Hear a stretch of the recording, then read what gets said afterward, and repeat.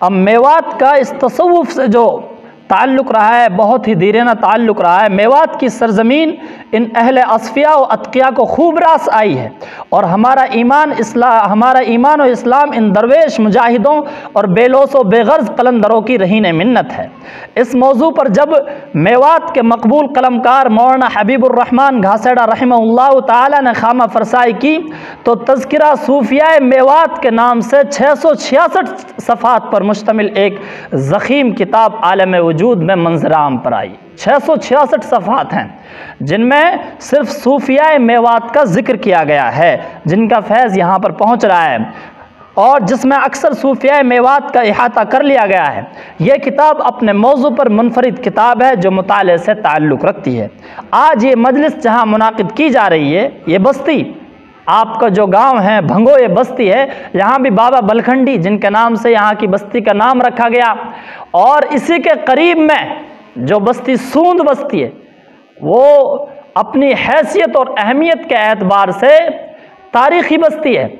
چونکہ وہاں جن بزرگوں نے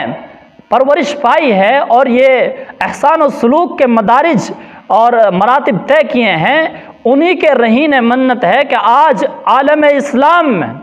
خاص طور سے بر صغیر میں اور ایشیا میں جو اسلام پھیل رہا ہے وہ دیوبند کی رہین منت ہے۔ دیوبند، علماء دیوبند جن کا پوری دنیا میں احسان ہے، پورے خاص طور سے بر صغیر میں جن کا احسان ہے، ان کی بنیاد رکھنے والے میاں جی حاجی شاہ عابد صاحب ہیں، جن کا آج بھی جو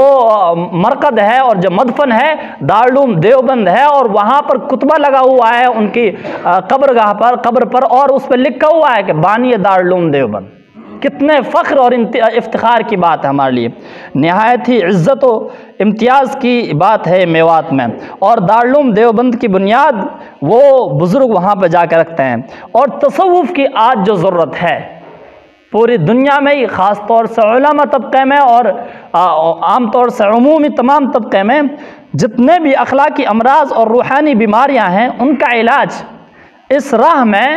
اور اس راستے میں وافر مقدار میں موجود ہوتا ہے۔ حضرت مولانا علی میاں رحمہ اللہ تعالیٰ اپنی کتاب تزکیہ نفس اور تصوف و سلوک میں رقم تراز ہیں، فرماتے ہیں کہ اعلیٰ طبقے کے لوگ اور عوام تیز ہماگیر مادیت اور دولت کی اندھی محبت اور دوسرے اجتماعی و اخلاقی امراض کے شکار ہیں۔ تعلیم یافتہ اور ذہین لوگ جن میں مذہبی تعلیم و ثقافت ہو یا مادی ہو، عہدہ و منصب، حسد و بخل،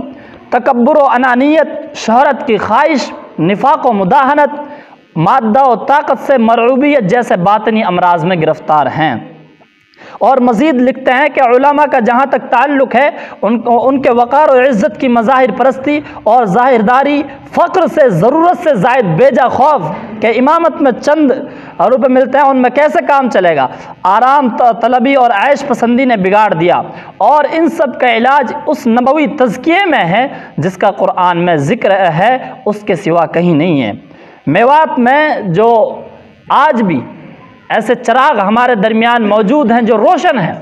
اور آج بھی مردہ دلوں کی مسیحائی کر رہے ہیں، اس زمین میں خوب آبیاری کر رہے ہیں، اور اپنا فیض دوسرے لوگوں کو جو طالبین و سالکین ہیں اور جو خواہش مند ہیں وہ پہنچتے ہیں، اور ان کو جو ہے کہ پورے طور پر فیض پہنچا رہے ہیں۔ ان میں سر فہرست جو ہمارے سامنے نام آتا، یہ بڑے ہی عزت کی بات ہے،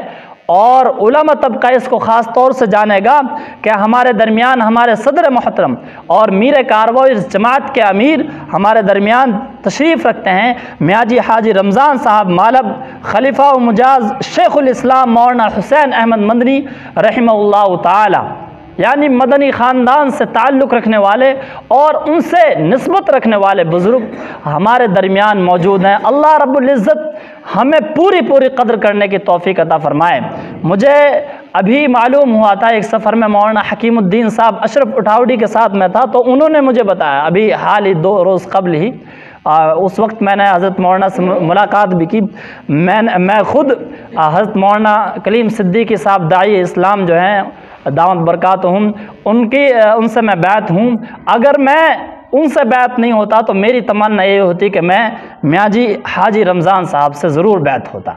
کیونکہ جتنے بھی ہمارے بزرگوں کی سلسلہ چل رہا ہے اور وہ مدارج جنہوں نے طے کیے ہیں، ان کی جو نسبت جا کے ملتی ہے وہ ایک میاں جی سے ہی جا کے مل جاتی ہے، میاں جی حاجی امداد اللہ مہاجر مکی۔ اب کتنے عزت و افتخار کی بات ہوتی۔ دوسرا نمبر جو ہے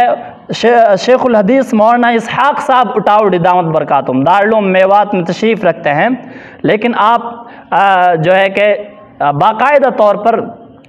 اصلاحی تعلق سے آپ کے ہاں خانقاہ نہیں لگتی ہے، لیکن کوئی شخص اگر بیعت ہوتا ہے تو آپ بیعت فرماتے ہیں۔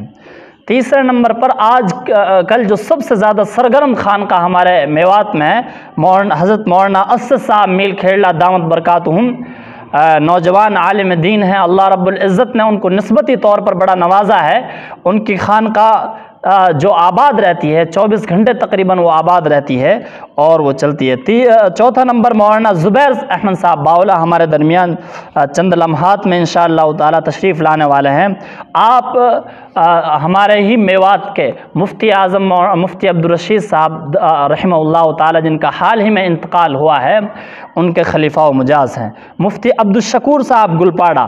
مولانا خالد نیاز صاحب نو جو ابھی ہمارے درمیان خطاب کر کے رخصت ہوئے ہیں، مولانا عبدالسبحان صاحب عالی میو، ڈاکٹر بشیر نہر کھول مسجد جھر فروز پور جھرکا میں، جو میاں جی حاجی صاحب کی نگینہ والے کے نام تھا حاجی مہتاب صاحب، بہت مشہور و معروف ہوئے ہیں، ان کے جگہ پر وہ جو ہے کہ یہ اپنا فیض پہنچا رہے ہیں۔ ڈاکٹر بشیر صاحب، مولانا سراج الدین صاحب جے سنگھ پور خلیفہ و مجاز داعی اسلام حضرت مولانا کلیم صدیقی صاحب دامت برکاتہم، آپ کی جو خانقاہ ہے وہ گاؤں نئی میں غالباً لگتی ہے۔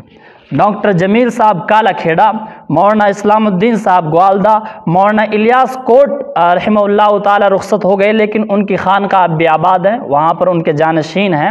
وہ آج بھی آباد کیے ہوئے ہیں۔ ان کے علاوہ دیگر بہت سے حضرات ہیں جن کا ہم احاطہ نہیں کر پائے ہیں، ہمارے کم علمی کی وجہ سے ان کا احاطہ نہیں ہو پایا ہے۔ اور ہمارے درمیان میں نانا صاحب تشریف رکھتے ہیں، میاں جی فاروق صاحب، آپ بھی اسی سلسلے سے تعلق رکھتے ہیں، اور بڑی ہی بات ہے کہ آپ حضرت مولانا اسعد صاحب رحمہ اللہ تعالیٰ کے خلیفہ و مجاز ہیں۔ مذکورہ حضرات آج بھی طالبین و سالکین کے لیے گوشۂ عافیت اور رشت و ہدایت کے روشن چراغ ہیں، جو اپنے ذات سے فیوز و برکات کے دریا بہا رہے ہیں۔ اللہ رب العزت ہم سب کو اس کی حقیقت و اہمیت سے شناسائی فرمائے اور ان بزرگوں سے کما حقہ فیضیاب ہونے کی توفیق عطا فرمائے۔ وآخر دعوانا الحمدللہ رب العالمین۔